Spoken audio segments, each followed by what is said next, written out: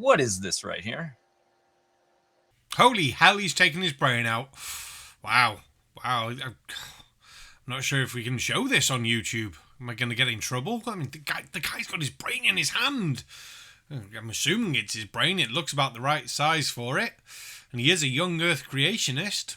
So I think we'll go with that and roll an intro.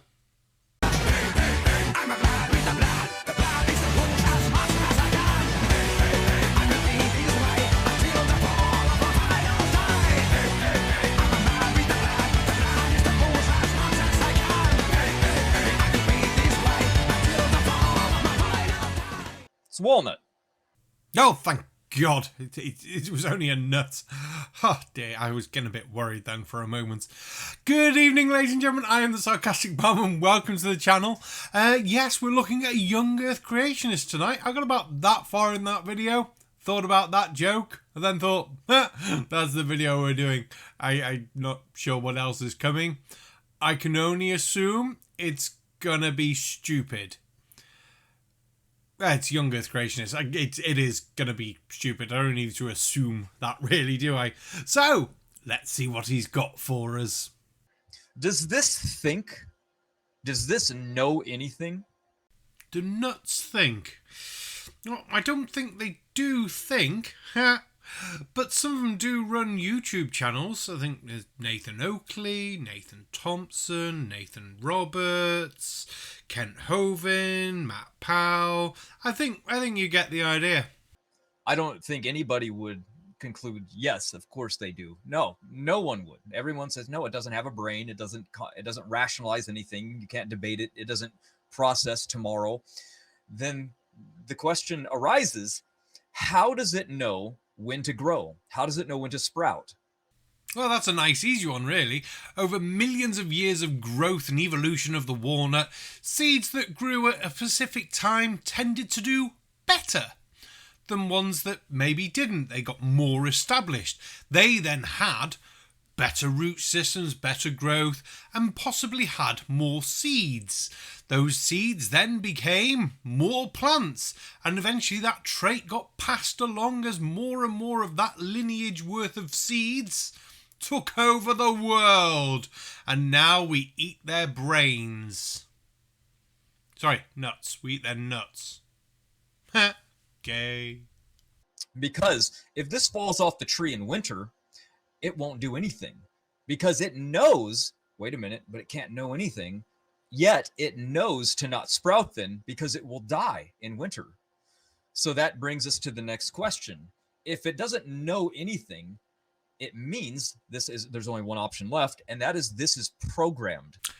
There's a slight issue with your whole claimy plan thing at the moment with the walnut not doing anything in winter. Winter and fall are the best times for planting walnuts. They actually require cold to germinate. So, your plan just fucked completely. Oh, if this falls in winter, nothing will happen. Except that's when it wants to happen, and that's the best time for it to happen. Fuck's sake. As provided by us by glut.co.uk, the Walnut Tree Care Guide, the tree may be planted at any time of the year as long as the ground isn't frozen, though trees planted in autumn and winter often establish best. There we go. We've got some other little bits about walnuts. Basically, they need some bit of cold and moisture to germinate, whereas other seeds need warmth and moisture to germinate. So, yeah, evolution's fun like that. This was designed to be like this. That's its function. It doesn't know when winter is or when spring is. It was designed to fall on the ground in spring, and when warm water rushes over it, it blanches and begins to sprout and grow into a tree. Right. We shall go back in time and we shall pretend that we didn't spend the 30 seconds that you should have spent to find that walnuts actually don't ripen until autumny time, because that's when they fall to the ground, because that's when they like to grow. Funny that.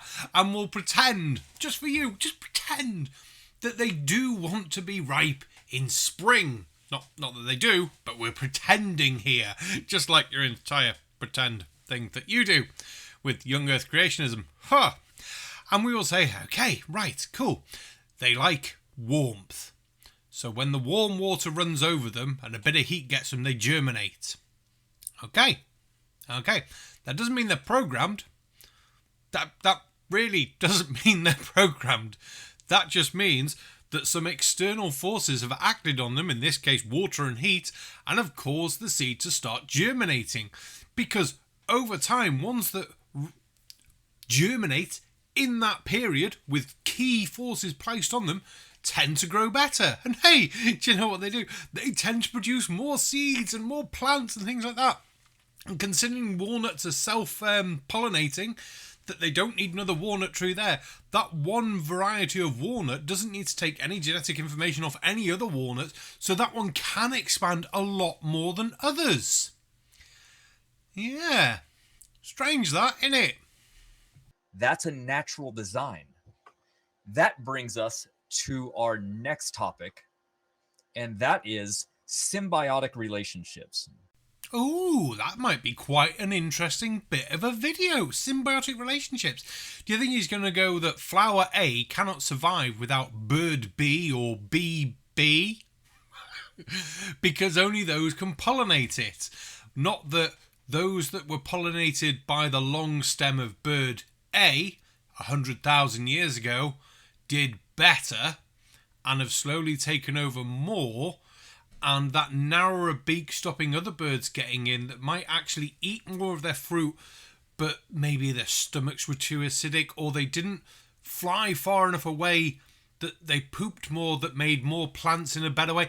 You know, that whole seed propagation thing that birds can do and that bees can pollinate with beenus. Yeah, so this could be quite interesting. Unless he's going to say something really, really fucking stupid. I think it's going to be the really fucking stupid one. So what I'm going to do is get a drink now and come back to the really stupid bit. Yay! Drink breaks! And what better thing to look at than a bird?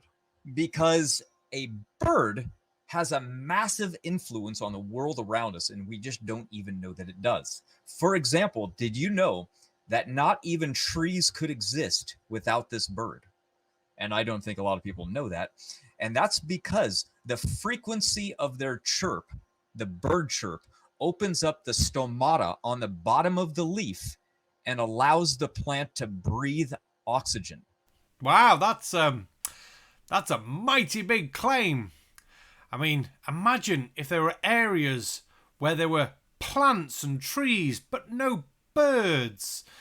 Maybe, I know, in something like the Eden Project or someone's garden where there's no birds about. Well, maybe not a garden because birds fly. Maybe plants in somebody's house where they don't have birds singing at them. Wouldn't that be amazing if those plants were still able to breathe?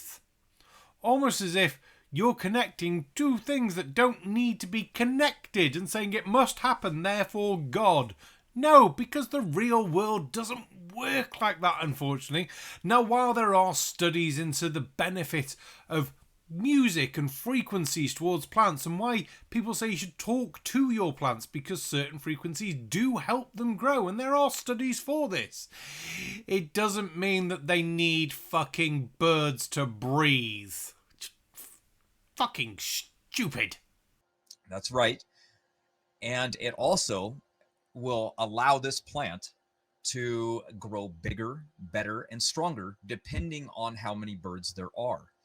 So without birds and without the chirping in the morning, they will not allow the stomata on the bottom of these plants to even open. Nope, and a million times fucking nope. Plants do not need birds and bird songs to open their stomata, especially in the morning, when factors like the temperature increasing, the humidity change, and dew trapped on the leaves will help the stomata open because it's a reaction. To say it's the birds singing is fucking stupid. Now, there are underground areas, like in London and old tube stations, where they grow lettuce. And do you know what doesn't live fucking underground? Birds. Da-da. Now, if you want to keep saying that, yes, you've got to have birds, otherwise plants don't live, then you get this. Liar, liar, plants for hire. See, wasn't that nice? Thank you, Patrick. Now, as I mentioned before, certain frequencies do have an effect on plants. One of the things where they say you should talk to your plants. It's not so much that you're breathing carbon dioxide at the plants, it's the actual frequency of your voice can change stuff in the plants that makes them open their stomata more. Putting music on can help plants grow at certain frequency. Wind blowing in a certain direction and just at the right speed can help plants open their stomata more. Doesn't have to be birds. He's gonna keep saying stupid things. And he's gonna have nothing to back it up. And my head's gonna hurt. And Here's a picture of what it looks like open and closed on the bottom of the plant. Of course, you can't see this with the naked eye. It takes a microscope. But this is the man who invented it. He invented it? What? Microscopes? I wouldn't have thought so. Stomata? No, because that's not an invention. Hang on, it'll come to me. He invented lying? No, that's been about for as long as there's been religion. I can't think what he would have invented. While you tell us, I'll have a Google and find out what Google actually says and get a couple of sources, obviously, and then we'll compare it to what you say. His name is Dr. Dan Carlson Sr. And in 1970s, to assist with conventional and organic farming, particularly with low water availability and poor soil conditions, he wanted to come up with a concept of what can I do to make these plants grow bigger. He's holding the exact same plant in both hands, and they are the same age. Now, that's what really matters. Why? Because all he did different was replicate the sound of the frequency that birds chirp, and he isolated and played it directly to those plants that you see in his left hand on the right-hand side of the screen. And that allowed these plants to grow rapidly. Oh my God! Imagine only having to use sound to grow plants and needing nothing else and making them that much bigger. That would be absolutely amazing, wouldn't it? And then imagine if you were Dan Carlson and you spent all these years not just doing sound stuff to then be remembered as the sound man. No. Because he also spent a lot of time going through the best feeding methods for vapor given to the plants to help feed them. So you can basically spray them from a field. So you don't have to worry about the nutrients things coming up through the soil. So it can pass straight into the plant and into the leaves. And spending time with radioactive elements and Geiger counters to see how these elements and minerals and things are then passed through the plants to just be referred to as the sound guy. You'd be quite peed off, really, wouldn't you? Being a scientist and family of farmers, he noticed that he was abruptly woken up in the morning, an hour before the sun rose, every single day to birds chirping and being very loud. And he was wondering, why in the world are they doing this? Clearly, this isn't a mating call. So what's happening and why do they do it year round? So being a scientist, investigating this, he thought the next logical thing to do would be like, let's test the surrounding area. And he soon discovered that it was the plants that would open up the stomata based on the frequencies from these birds. So what he did is he said, I wonder if I can isolate this and play it directly into plants. And sure enough, the plants listen. Wow, that's a lovely story. Think, oh yes, he was a scientist who wanted to help things grow. Oh yes. Now, I'm not denying he was a scientist. He probably was. He did go and study horticultural college and do lots of actual studying. What led him to want to feed plants and make them grow bigger, though, was when he was in Korea, seeing a Korean mother put her child's legs under an army jeep and get them crushed, because then he'd be eligible for more food, being a cripple, so they wouldn't starve. Not to do with the bird calls that you're saying came up to him. The era of music and bird call cheeping came much, much later on. The idea first was feeding the plants through the stomata so they could take in the nutrients in drier areas. So, yeah, I think you're missing bits there. The full story is on dancarlsonsonicbloom.com/about, and there's a nice interview section there by Dale Lutcher and Exeter Turner. I think by the look of it, it's from maybe the 90s. I don't know. There's no date on when the interview was. But he's still alive. I believe he died in 2012. But the pictures look so grainy and old. It's like, oh, so cute. Yeah, moving on. And they hear it, and they can now open these stomatas. And he said, what would happen now if I were to completely isolate this, only the frequency in the bird chirp, and produce this sound to the field, or specifically to one type of a crop? Let's say corn, for example.